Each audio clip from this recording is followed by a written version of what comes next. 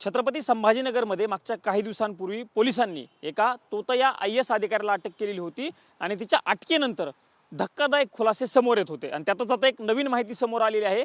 त्या महिलेनं अनेक लोकांकडनं पैसे देखील घेतलेले होते। त्यातील एक व्यक्ती आहेत उद्धव ठाकरे यांच्या शिवसेनेचे खासदार नागेश पाटील आष्टीकर। ते स्वतः आहेत माझ्यासोबत बोलण्यासाठी।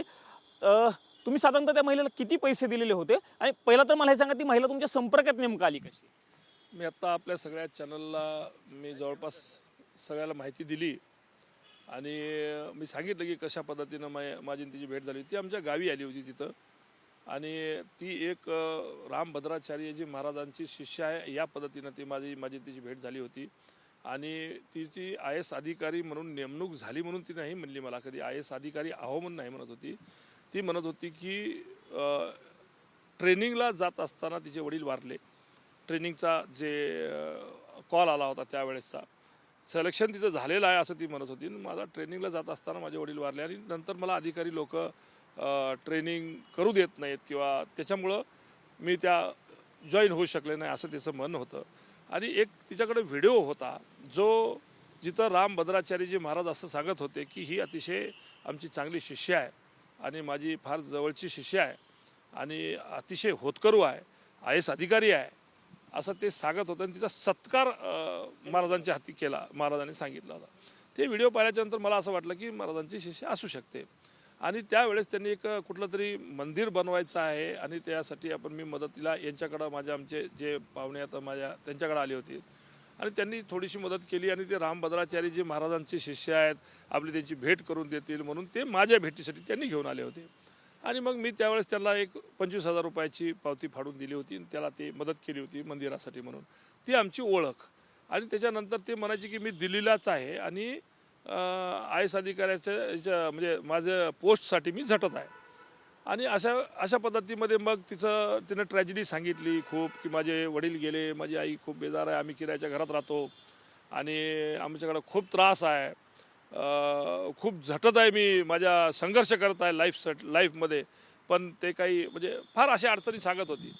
आणि जर तुम्ही बघितलं तर तिला बघितल्याच्यानंतर असं तुला क्यू येण्यासारखी दिसती मुलगी, ती बाई जे काय आहे ती महिला। माझी 2 ते 3 वेळेस तिथे भेट झाली, दिल्लीमध्ये 2दा झाली आणि गावी 1दा झाली। साधारणतः तुम्ही तिला किती पैसे दिले आणि पैसे तुम्ही ऑनलाईन पद्धतीने ट्रान्झॅक्शन केले? हो, सगळे ऑनलाईन ट्रान्झॅक्शनच केलेले आहेत मी, जे काय दिले ते। त्याच्या व्यतिरिक्त हो मी ते दाखवलं, मी आपल्या इथं पण दाखवलं आता चॅनलला। हे सुरुवातीला 27 ऑक्टोबर 2024 हे त्यांचं मला आलेले मेसेजेस आहेत, वारंवार फोन करत होते आणि तसं ते सारखं ट्रान्झॅक्शनमध्ये असं काही ना काहीतरी अडचणी दाखवत होते। हे ते ट्रान्झॅक्शन आहे आणि जर तुम्ही बघत असाल तर त्याच्यामध्ये मी जरा असं बोलून सुद्धा दाखवतो तुम्हाला। दादा प्लीज 50 द्या ना, मी दिल्लीमध्ये आहे, मला अतिशय अडचण आहे। मी तरी नाही दिले, मी त्याला 20 पाठवले त्यावेळेससुद्धा। म्हणजे असं बाबा तेवढे काय आपलं शक्य नसते, 10-20 हजार रुपयाची आपण कोणालाही मदत करू शकतो। आपल्याकडं बाबा चला नीडफुल आहे तर कोणाला बाबा कोणाचं चांगलं होत असेल तर करा द्या म्हणून। मग मधामध्ये त्यांनी मी तरी एकदा मधात असं सारखं वारंवार पैसे मागल्याच्यानंतर मी त्याला सॉरीसुद्धा बोललो, म्हणजे मी त्याचा फोन उचलत नव्हतो आणि त्यानंतर मग ते सारखं असं मेसेजेस करत होते। मग मी त्याला सॉरीसुद्धा बोललो की नाही आता मी याच्यापुढे तुम्हाला मदत नाही करू शकणार आहे। पण तरी मी पुन्हा नंतर अजून एकदा हॉस्पिटलमध्ये आहे, मला नाही हॉस्पिटलमध्ये त्याच्या अगोदर ते म्हणत होते की माझ्या आईला घरातून काढून देत आहेत, मला काहीतरी मदत करायला मी कोणाला म्हणणार आहे। कारणं म्हणजे असे अतिशय मोठे कारणं की ज्याला घराच्या बाहेर काढून देत आहेत, हॉस्पिटलमध्ये आहे तर आत्ता ते नाही दिले तर मरून जाईल, असं होईल तसं होईल म्हणून असं हे आता मग त्या वेळेस मी तसे 10,000 20,000 एकच 20,000चं आहे ट्रान्झॅक्शन, बाकी 10-10 हजाराचे आहेत। आणि आता कसं आहे की आम्हाला एक खासदार म्हणून माझी आता दुसरी पिढी आहे, माझ्या वडिलापासून राजकारणामध्ये आहे मी, तर हे सगळ्या गोष्टी करत असताना असं वाटतं मला की बाबा आपण जर खरोखरच जर एखाद्या वेळेस आपले पैसे असे खराब पण होतील, हरकत नाही, एक 10-20 हजार रुपये आपले जातील पण, कोणी गंडवल पण आपल्याला, पण जर खरोखरच जर त्याला जर नीड असेल आणि ते जर आपण त्याला देऊ शकलो नाही तर कदाचित कोणाचं खूप मोठं नुकसान होईल। म्हणून आपण हे असं गोष्टी करत असतो मदत। माझ्या वडिलापासून मी राजकारणामध्ये आहे, लोक मला चांगले आमच्या घराला चांगले मानतात, त्यामुळं कोणाची मदत करणं हे माझं कर्तव्यच बनतं आणि मी जरा गुरु केलेला माणूस आहे, त्याच्यामुळं मंदिराचं भिंदिराचं कोणी असं जर मला म्हणलं तर मी माझ्या खिशामध्ये जे काय असेल नसेल ते मी मदत करत असतो। साधारणतः तुम्ही आत्ता म्हणजे ओव्हरऑल एकूण आकडा जर बघायला गेलो तर तुम्ही तिला नेमकं किती पर्यंतची 70-75 हजार रुपयापर्यंत दिले असतील असं माझं मत आहे। मी काय आता कॅल्क्युलेट केलं नाही त्याच्यात काही, पण 70-75 हजार दिले असतील। पण असं नाही आहे की मी कधी तिला 10-20 हजाराच्या वर कधी पैसे दिले नाहीत. 20,000चा एकच आकडा आहे, बाकी मी 10-10 हजार रुपये असे तिला एकदा दोनदा चारदा पाचदा दिलेत मी. तुम्हाला हे नेमकं कसं समजलं? कारण तिला तर पोलिसांनी काही दिवसांपूर्वी अटक केलेली होती. अटक केल्याच्यानंतर तुम्हाला समजलं की मला माहिती नाही, मला माहिती नाही ते.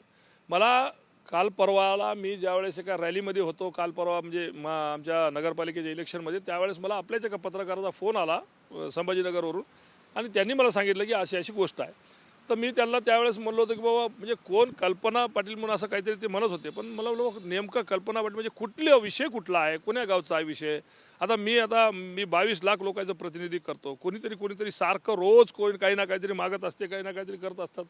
तर मग नेमकं कुठलं, मग त्यांनी संभाजीनगर सांगितल्यानंतर मला क्लिक झालं, आणि मग नंतर मी सांगितलं त्याला की हो अशी अशी पद्धत आहे, आणि या पद्धतीने मला त्यांनी केलंय. पोलिसांकडनं तुम्हाला काही संपर्क साधला गेला का आतापर्यंत? अजून तरी मला पोलिसांचे वगैरे काही हे आलं नाही, पण जरी आला तरी मी माझ्याकडे जे काही डाटा आहे, ट्रान्झॅक्शनचा डाटा आहे, ते मी त्यांना देईन, त्यांना मदत करेन मी सगळ्या गोष्टीची. एक शेवटचा प्रश्न विचारतो खासदार साहेब. खरं तर फ्रॉड खूप मोठ्या पद्धतीने होत आहेत, पण अशा पद्धतीने म्हणजे सर्वसामान्य लोक गणतात हे होते, पण तुमच्यासारख्या म्हणजे तुम्ही जसं सांगताय की त्यांनी काय मला ब्लॅकमेल वगैरे केलं नाही, पण असं म्हटल्यानंतर आता तुम्हाला एक प्रश्न पडतोय का किंवा उपस्थित होतो की आपण मदत करायची का नाही लोकांना, असं एक मनात निश्चित रूपामध्ये मला आत्ताच एका मित्राचा फोन आला की दादा काही करा बाबा, असे हे ट्रान्झॅक्शन करू नका आणि कोणाला असे काही हे देऊ नका पैसे. पण आता कसं आहे माहिती आहे का, मला काय म्हणायचं, कोणाच्या माथ्यावर लिहिलं नसते की हे काही कोणता असा कोण व्यक्ती आहे, कसा व्यक्ती आहे, काय नाही. पण आपल्या संपर्कात एखाद दोनदा आता तुमची माझी भेट झाली, आज आपली ओळख झाली, उद्या जर तुम्ही कुठेही जरी अडचणीत असलं तरी माझं कर्तव्य बनते. आणि काय मोठी रक्कम नसते, 10-1,000 रुपये कोणी बी सहज मदत करू शकते कोणाला तरी. आता मला जर म्हणजे मी एवढे आज 200-300 एकरचा मालक आहे मी. माझ्या घरामध्ये 2 वेळेस माझा आमदार की वडील आमदार, मी आमदार, खासदार. आता मी 22 लाख लोकांचं प्रतिनिधित्व करतो. नांदेड जिल्ह्यामध्ये माझं एक वडिलाचं नाव आहे. आता साहजिक आहे बाबा, जर कोणी, आणि तुम्हाला सांगतो नाही जर मदत केली तर आजकाल लोक ते रेकॉर्डिंग करून घ्यायला लागलेत. आणि जर मी हॉस्पिटलमध्ये आहे, मदत नाही केली तर साहेब तुम्ही एवढी मदत नाही का करू शकत मग आम्हाला, आम्ही तुम्हाला मतदान केलं, आम्ही तुमच्यावर एवढा विश्वास केला, आम्ही तुम्हाला असं केलं तसं केलं. अरे बाबा, आणि काय असतं माहिती आहे का, माणसाला जर टायमावर, बरं याच्यामधले 10 पैकी 9 जरी फ्रॉड असले, एखाद्याची जर सत्यता असेल आणि आपण जर त्याला टायमावर खरोखरच जर आपल्यापाशी असताना आपण जर त्याची मदत नाही करू शकलो तर आपल्या मनाला खाते गोष्ट. त्यामुळं होऊ शकते, पण असं 100% काळजी घ्यायची गरज आहे, नक्कीच गरज आहे. धन्यवाद आमच्याशी बातचीत केल्याबद्दल. हे खासदार नागेश पाटील आष्टीकर होते, आणि त्यांनी TV9 मराठीशी सविस्तर नेमकं काय घडलं होतं त्याची प्रतिक्रिया त्यांनी TV9 मराठीशी बोलताना व्यक्त केली. आणि सगळ्यात महत्त्वाचं म्हणजे पोलिसांनी मला अद्यापपर्यंत कुठलाही संपर्क साधलेला नाही आहे, पण संपर्क साधला तर त्यांच्याशी मी चौकशी दरम्यान किंवा त्यांना जी माहिती लागेल ती सगळी माहिती व्यवस्थितरित्या देईल, अशा पद्धतीची देखील प्रतिक्रिया नागेश पाटील आष्टीकर यांनी व्यक्त करत असतानाच आता इथून पुढं खबरदारी देखील घ्यावा लागेल, अशा पद्धतीची देखील प्रतिक्रिया नागेश पाटील आष्टीकर यांनी TV9 मराठीशी बोलताना व्यक्त केल्याचं आपल्याला बघायला मिळालेलं आहे. कॅमेरामन राकेश कुमार सह मी प्रमोद जगताप, TV9 मराठी, नवी दिल्ली.